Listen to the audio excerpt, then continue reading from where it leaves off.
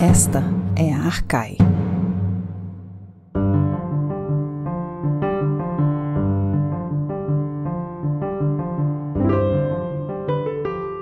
Olá, ouvintes, bem-vindas e bem-vindos a mais um episódio do podcast Arcai. O personagem de hoje é Cleópatra da Macedônia. E para nos falar sobre ela, nós temos o prazer de receber Erika Angliker, pesquisadora associada da Escola Britânica de Atenas, pesquisadora associada do Departamento de História da Unicamp e membro científico da escavação em Despótico. Eu sou Beatriz de Pauli e junto comigo para esta entrevista está a Flávia Amaral e na produção Fernanda Pio e Lorena Ferreira. Érica, seja muito bem-vinda ao podcast Arcai. Muito obrigada a todas pelo convite, é um grande prazer finalmente estar aqui com vocês. Prazer é nosso em receber você aqui. Vamos começar falando um pouquinho sobre a sua história, que nos estudos clássicos é bastante multidisciplinar. Você pode nos contar um pouquinho como se deu a sua trajetória a partir do Brasil, estudando filosofia na graduação, depois passando pela história da arte e pela arqueologia? Sim, é uma história um pouco comprida, né? Exatamente por eu ter passado por vários lugares, né? E eu também fiz 6 meses de física antes de ir para a filosofia. Mas, enfim, eu fiz o curso de graduação na filosofia da Unicamp, né?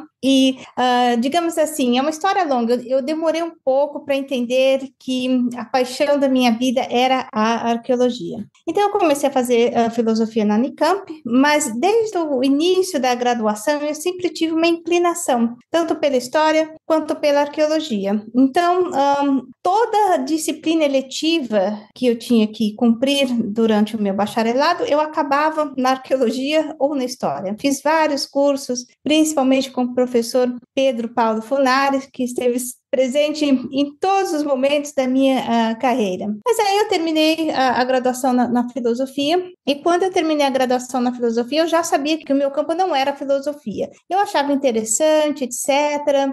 Gostei de ter feito filosofia, mas não era aquilo que tinha um apelo para eu continuar uma pesquisa mais intensa. Quando eu terminei a graduação, estava abrindo um curso para pós-graduação, mestrado, doutorado no IEL, na Unicamp. Eu já conheci algumas pessoas ali, e eu decidi fazer o meu mestrado ali no IEL, com o professor Trajano Vieira, que esteve presente na minha formação, na minha graduação, e eu já estava com o pé na história, né? Porque no meu mestrado eu traduzi e estudei o livro 2 do Heródoto, né, sobre o Egito. E já no meu mestrado foi uma coisa muito engraçada, né, porque eu estava dentro de um instituto de linguagem, o professor Trajano tentava me despertar para questões de estilo e de linguagem. Quando nós conversávamos, eu ficava muito animada, mas eu ia para casa, eu ia indo para a história, para a arqueologia, né? Não, mas volta aqui, considera essa questão, e teve assim esse vai e volta durante o mestrado todo, né?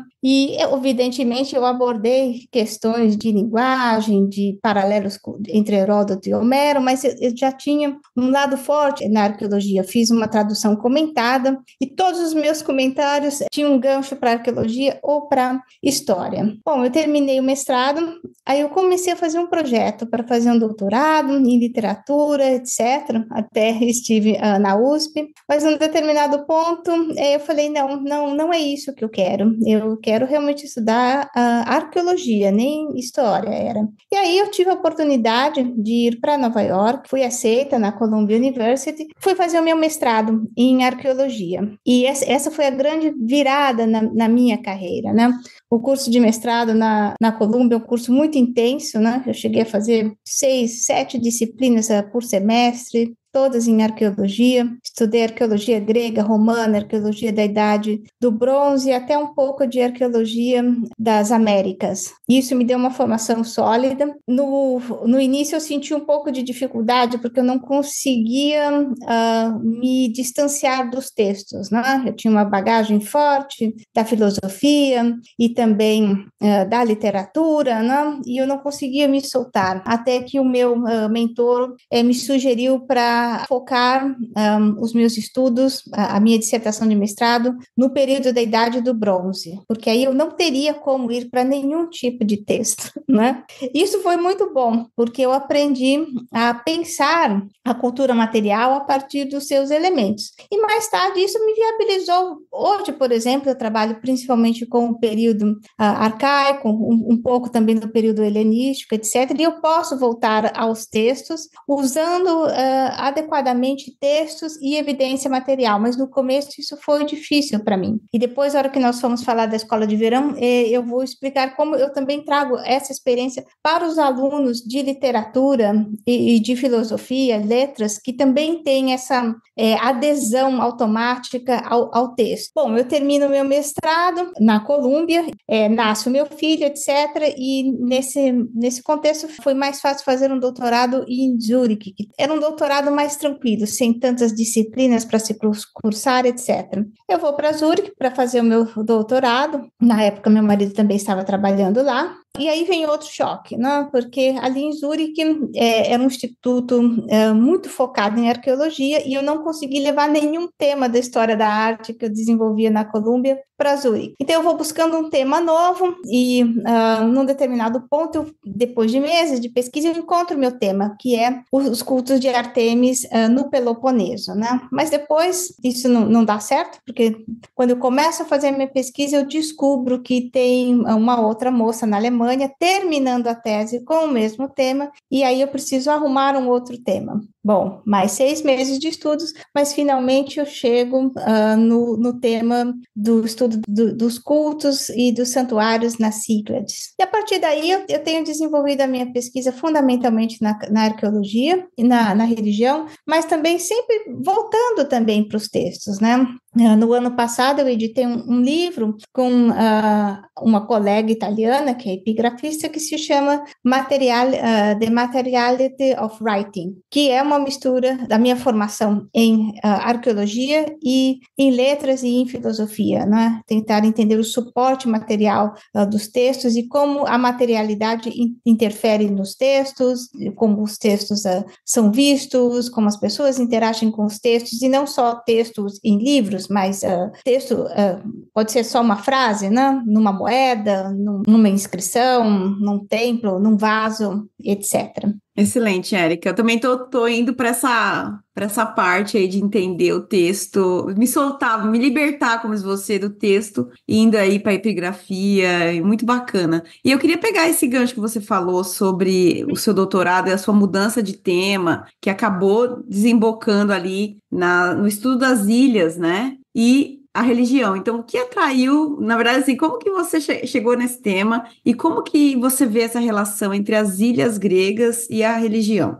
Bom, a religião grega sempre me fascinou, desde o tempo da filosofia, eu sempre estive voltada para esse tema. Eu tive a felicidade, né? E eu digo felicidade porque não é algo tão óbvio, tem pessoas que cometem esse erro até hoje, mas eu tive a felicidade de entender que, apesar da nossa herança cultural da Grécia, da filosofia, da arte, etc., nós não temos uma herança da religião grega. A religião grega é uma religião muito estranha para a gente. Para entender a religião grega, nós precisamos nos libertar da nossa bagagem da religião cristã, né? Porque senão você não vai entender, né? Assim, e eu entendi isso muito cedo. Então, eu queria entender o que era a religião grega, o que é essa religião estranha, que tem aparência de familiar, porque, assim, você vê um templo grego, é uma estrutura, assim, visualmente familiar para a gente, né? Mas não tem nada de familiar, né? Ela funcionava diferente. Então, eu me interessei desde sempre. No próprio estudo que eu fiz do Heródoto, eu já estava interessada em questões da religião. O meu mestrado também é sobre religião, o uso dos sarcófagos minoicos. Eu sempre estive na religião, né? na arqueologia, mas na religião. Então, eu tinha esse projeto para estudar o culto de Ártemis no Peloponeso, que não funcionou. E aí eu começo a procurar desesperadamente por um tema, né? Eu pegava, assim, aquelas pilhas de livro do Kernos, né? E dos suplementos epigráficos, e eu lia todo dia para ver onde que tinha uma lacuna, etc. Aí, de repente, eu descobri que não tinha muita gente estudando Ártemis nas ilhas gregas de modo geral, né? Não tinha um trabalho de síntese, né? E aí eu falei, vou estudar Ártemis nas Cíclades, né? E aí eu descobri que, na verdade, não tinha nenhum tipo de trabalho de síntese da vida religiosa das Cíclades, né? Eu faço o projeto, o meu orientador aceitou, e na hora, né, o meu orientador, ele, de Zurique, ele é especializado na cultura romana, mas quando jovem ele escavou em Paros, então, assim, despertou um amor antigo nele, né? Na hora ele aceitou, ai, que maravilha, convidou o diretor das escavações de Despótico imediatamente para dar uma palestra no Instituto em Zurique, que foi muito bom para mim, porque aí eu comecei a me envolver também com as escavações em Despótico, e quando eu tentei entender o que era o culto dos deuses e os santuários nas Cíclades, aí eu falei, meu Deus, que problema, porque são 25 ilhas e você não tem um padrão. Delos está ali, é uma ilha central, é um ponto central de culto nas Cíclades, mas os cultos nas Cíclades são muito variados. E para você entender as diferentes dinâmicas, é necessário se entender que nós estamos num mundo de ilhas com múltiplas conexões, com diferentes conexões e arranjos, etc. Por exemplo, você vai para a ilha de Kitnos, a ilha de Kitnos, de Keia, de Andro são ilhas que têm uma grande influência da Ática, aí você vai mais para o sul, a Tera é uma ilha que tem uma grande influência de Creta, do Egito também. Então, tudo depende de onde você está localizado nessas ilhas, quais são as conexões, as redes em que cada ilha está. E eu precisei estudar esse assunto com uma certa profundidade para entender estas dinâmicas, né? E foi muito bom, né? E eu fui ampliando. E hoje, assim, o meu conhecimento de insularidade ultrapassa só a questão de questões religiosas, né? Por exemplo, um dos temas que eu estudo, ligado à minha atuação em Despótico, diz respeito ao turismo de massa na ilha de Despótico, e eu estou fazendo uma colaboração com o Jersey International Center of Islands, com biólogos. O que nós estamos tentando entender, não é? Como, porque assim, a ilha é uma ilha deserta, não tinha tantos turistas indo, agora tem, né, principalmente na época de escavação, e essas pessoas transitando, elas transportam sementes, etc., está mudando a fauna, a flora da própria ilha, né? Então, nós estamos documentando isso, né? Então, nós caminhamos por várias partes da ilha, documentando os artefatos arqueológicos, mas também fazendo foto das flores, dos bichinhos, das formiguinhas, né? E é interessante. E eu tenho que hoje dar algumas aulas para os biólogos, né? Porque eles vão para fazer esse trabalho em Despótico, mas eles precisam entender o que é escavação, o que é esse santuário, etc. Mas tenho aprendido também bastante com eles. É bem interessante. Muito interessante mesmo, Érica.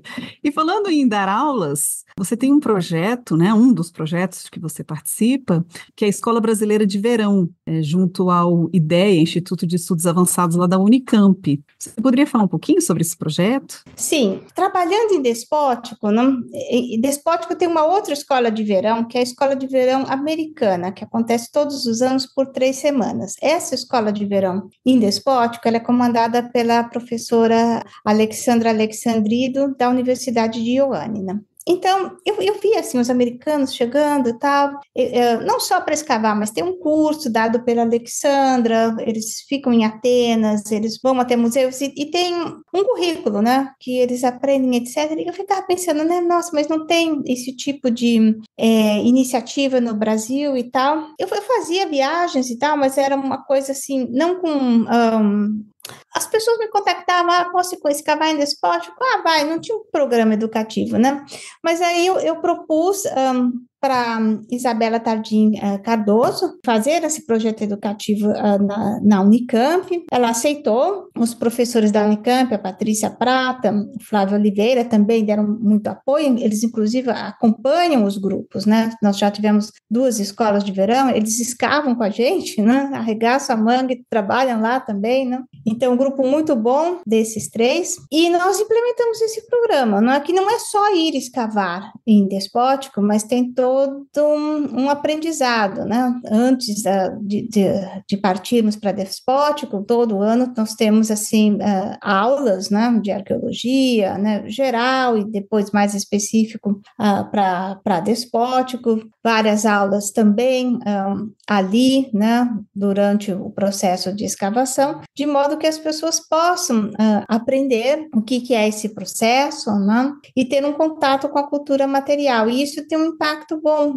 para os estudantes. E esse ano nós vamos iniciar um projeto novo, né? Que é essa colaboração com o Museu Arqueológico da Tessalonique. Esse é um projeto que vai ser muito interessante, né? Porque vamos ter agora um ciclo de palestras, aulas online, outras palestras e aulas ali na Tessalonique, que serão dadas não só por mim, mas pelos vários curadores do Museu da Tessalonique, e os voluntários vão poder usar os laboratórios de cerâmica, laboratórios de metalurgia, laboratórios de mosaicos. É a primeira vez que a Grécia abre as portas dos laboratórios do museu para estrangeiros. Nunca foi aberto para ninguém, nem nos Estados Unidos, nem na Europa, em lugar nenhum. Essa é a primeira iniciativa, porque o Museu da Acrópolis, o Museu de Heráclion e o Museu da Tessalonique, eles, acho que tem uns 2 anos,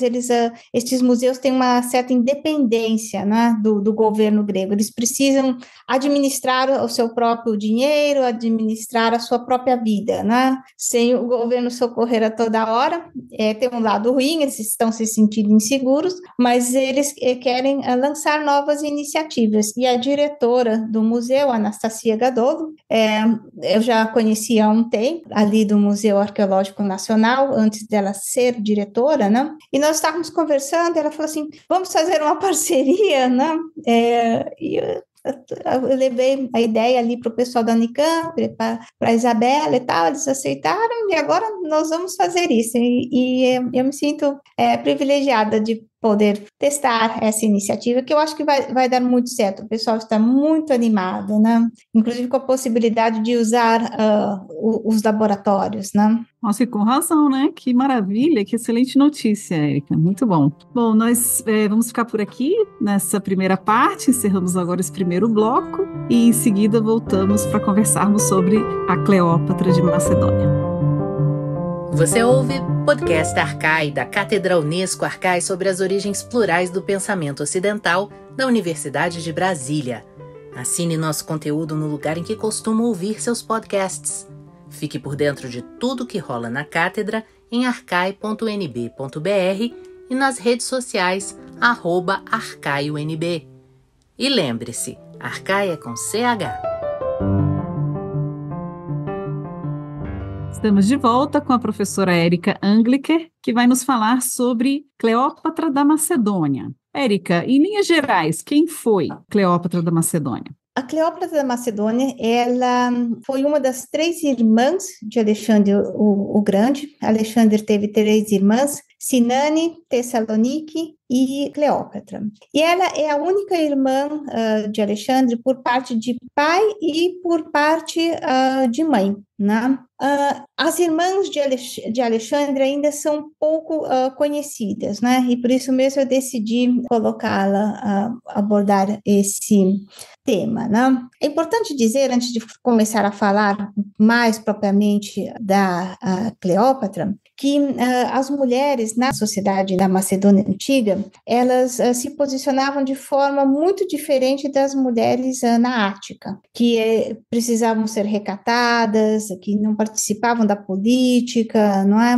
Que estavam sempre assim, retiradas da vida política e social. Isso não acontecia na Macedônia, as mulheres eram muito ativas, não só as mulheres da realeza, né? Como é o caso da Cleópatra, Cleópatra, mas as mulheres em geral. Claro, não é a mesma coisa de uma mulher ativa nos nossos tempos, etc., mas elas tinham muito mais liberdade do que as mulheres da Ática. Bom, dito isso, a Cleópatra, ela recebe uma educação esmerada, assim como o Alexandre. Ela estudou filosofia, ciências, literatura, era uma pessoa bem formada. A mãe dela, e isso é importante lembrar, a Olímpia era uma mulher forte, uma mulher poderosa, não? E a Olímpia também foi uma mulher que atuou muito na política, nos bastidores e também diretamente e indiretamente. Ela era uma pessoa muito influente na corte da Macedônia. Ela teve uma influência profunda sobre o filho, sobre o Alexandre o Grande. Ela ajudou a criar a própria mitologia do Alexandre e ela também olhava pela filha, Cleópatra, mesmo porque ela sabia que a filha viria a ter um papel político. Por quê? Porque era um sistema monárquico na Macedônia e as princesas entravam nas negociações políticas, né? O pai da Cleópatra, o Filipe II, era um homem poderoso, então ele podia indicar os governantes da região. Então, a filha dele, nesse sentido, ela desempenhava esse papel, né, de fazer essa negociação política, né? Eu acho, assim, figuras como a da Cleópatra ainda estão em vias de ser recuperadas, né? Ela é citada por historiadores e nós sabemos que existiram moedas, estátuas, etc., um material, mas que não tem sido bem estudado, né? E aí, voltando à escola de verão, né, com a escola de verão e a parceria com o Museu da Tessalônica, eu intenciono estudar um pouco melhor esta figura. Mas vamos, então, a mais detalhes, né, sobre a Cleópatra, né? A primeira vez que nós ouvimos falar, assim, um pouco mais de detalhe da vida da Cleópatra é em 336, quando o Filipe II decide casar a filha, né, a Cleópatra, com Alexandre da Molósia, que era irmão da Olímpia e, portanto, tio da Cleópatra, né? E por que ele decide fazer esse casamento? A poligamia era permitida, né, no reino da Macedônia, né? E o Filipe, a esposa dele, a mãe de Alexandre, Olímpia, ela não tinha origem, ela não era da Macedônia, né? Ela era da Molósia, então tinha toda uma questão se ela era uma rainha adequada, etc. Então o Filipe, ele casa com uma princesa da Macedônia, etc. E ele passa a empurrar, digamos assim, politicamente a Olímpia a tirar o poder dela, etc., né? E ele casa a filha com o governante da Molósia, com o tio, para alienar a Olímpia, né? Porque ele casando a filha, ela não teria nem mesmo uma função diplomática, né? Só que numa viravolta, o Filipe II, ele é assassinado no dia do casamento da Cleópatra. A Olímpia volta para a corte, o Alexandre inicia suas campanhas, e a Cleópatra, ela vai morar com o marido, tem filhos, etc., né? Mas existe um material epigráfico interessante. A Cleópatra, ela não é, digamos assim, vai morar com o marido e leva uma vida passiva e recatada, né? O marido era um governante da Molósia e ela era ativa, né? As inscrições epigráficas indicam que ela era uma das grandes responsáveis por administrar o comércio de grãos na região, né? Ela recebia embaixadores de diferentes locais, organizava os eventos, negociava com os embaixadores, né? Então, existe aí todo um material epigráfico, principalmente, né? Que precisa ser estudado com mais cuidado para que nós possamos entender melhor a atuação dela, né? Mas já temos um bom indicativo, né? De que ela era uma figura atuante, né? Bom, mas o marido da Cleópatra, ele morre, né, numa das batalhas, né, e ela assume o governo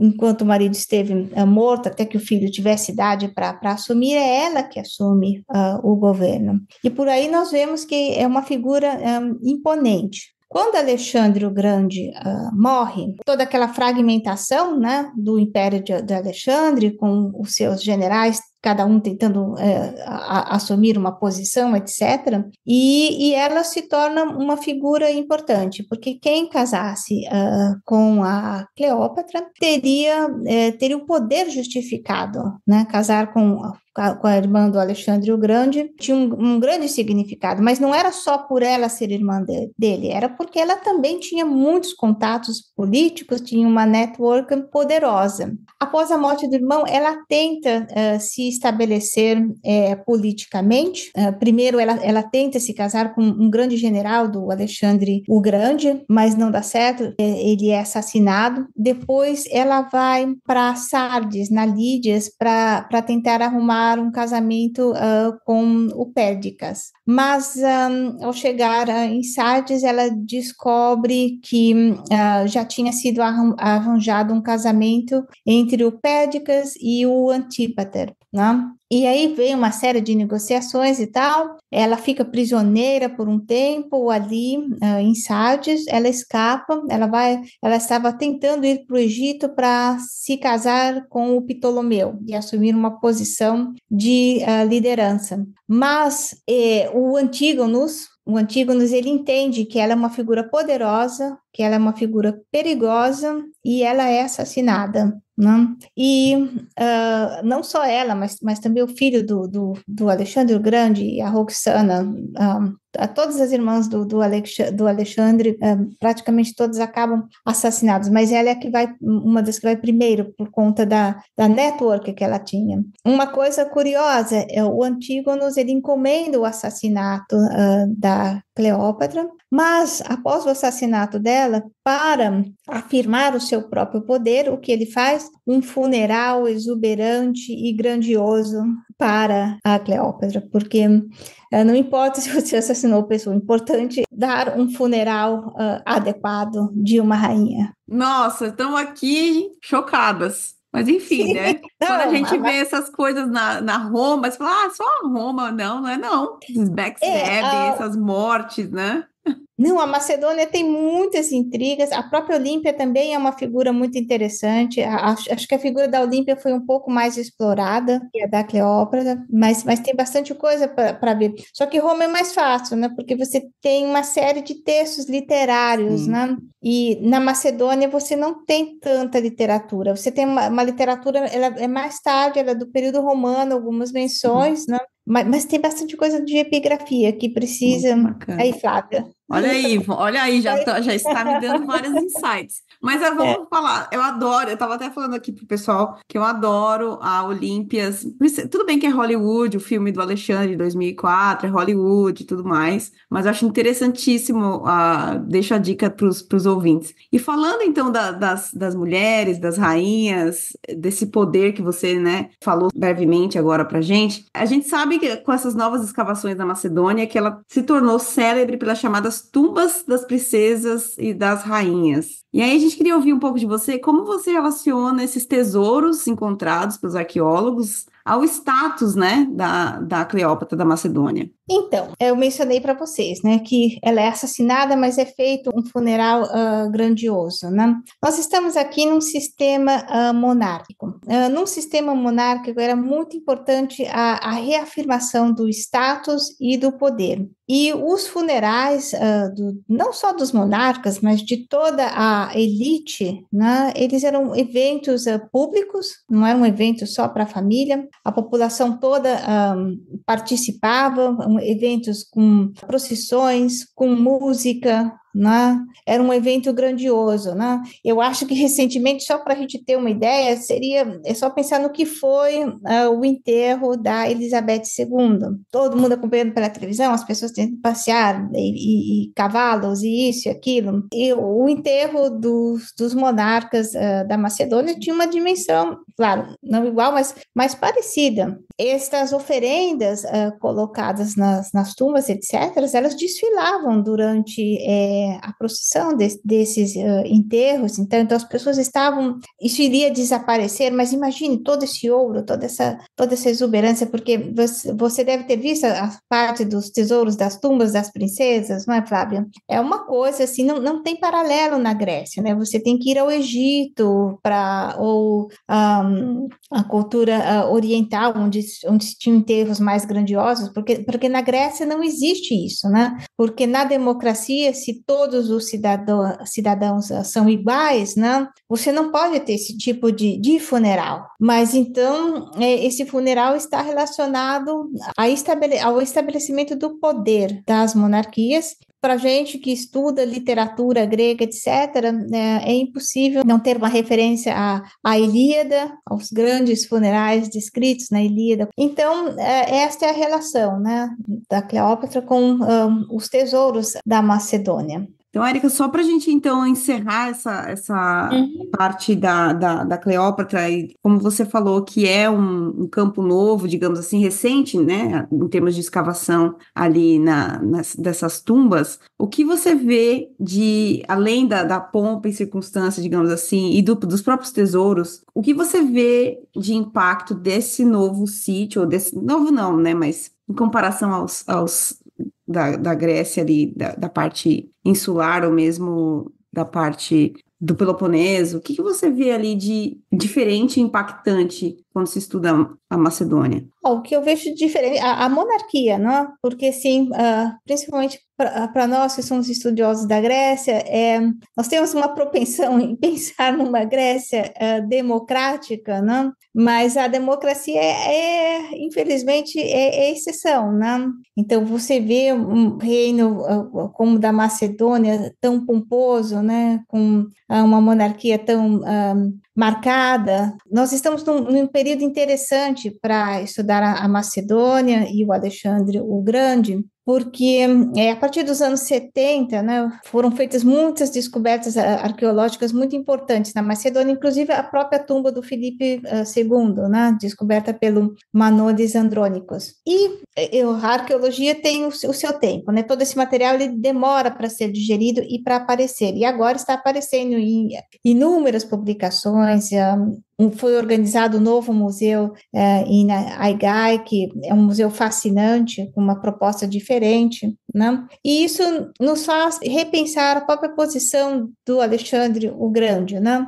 Porque existe uma grande mania, uma grande admiração, um grande interesse por Alexandre o Grande. Ele é realmente uma figura absolutamente fascinante, mas ele permaneceu pouco tempo na Macedônia. Ele sai e não volta mais, né? Ele morre na Babilônia, e com todos esses tesouros, os estudiosos hoje podem ver a Macedônia de forma diferente, e inclusive entender o período helenístico de forma diferente, porque vários elementos que são fundamentais para a concepção do período helenístico, que é um período muito diferente do clássico, elas já estavam ali fermentando na Macedônia. E o Alexandre o Grande ele espalha isso. A herança da Macedônia do Alexandre, ela precisa ser considerada para que nós possamos entender as transformações que ele levou ao mundo antigo, para as transformações que ocorreram no período helenístico. E isso só é possível a partir da cultura material, porque a Macedônia não tinha historiadores. Nós temos um material epigráfico, mas ele não é tão numeroso, ele precisa ser estudado, etc. Mas nós não temos uma quantidade de material epigráfico como na Ática ou como em Delos. Então, essas descobertas estão começando a produzir resultados muito interessantes de reavaliação do período helenístico, do que foi Alexandre e da herança cultural de Alexandre o Grande, que precisa ser reposicionado nesse contexto. Muito interessante, Érica. Vamos aguardar. Obrigada. E é propício também, né? Porque tem a série da Netflix com todos os seus problemas. Não? Nós estávamos comentando sobre isso também. Acabou de sair, né, uma série sobre Alexandre, né? Então, acho que interessante. Mas, bom, infelizmente nosso tempo chegou ao fim. Queria novamente te agradecer, Érica, por participar do podcast. Foi muito bom te ouvir, né? E espero que a gente se encontre numa outra oportunidade, quem sabe numa escavação em Despótico. Em Despótico ou nos museus da Macedônia. Nos museus da Macedônia, adoraria. Vou querer. Muito obrigada. Todos vocês. Muito obrigada pelo convite, pelas questões e pela hospitalidade. Nós que agradecemos. Você ouviu o podcast Arcai da Cátedra Unesco Arcai sobre as origens plurais do pensamento ocidental. Produção: Ariadne Coelho, Arthur Sobreira, Beatriz De Pauli, Fernanda Pio, Flávia Amaral, Gabriele Cornelli e Lorena Ferreira. Locução: Marcela Diniz. Trilha de Dan Bodan. A Cátedra Unesco Arcai integra o programa de pós-graduação em Metafísica da Universidade de Brasília. Acompanhe nossas atividades em arcai.unb.br e nos siga nas redes sociais. Até a próxima!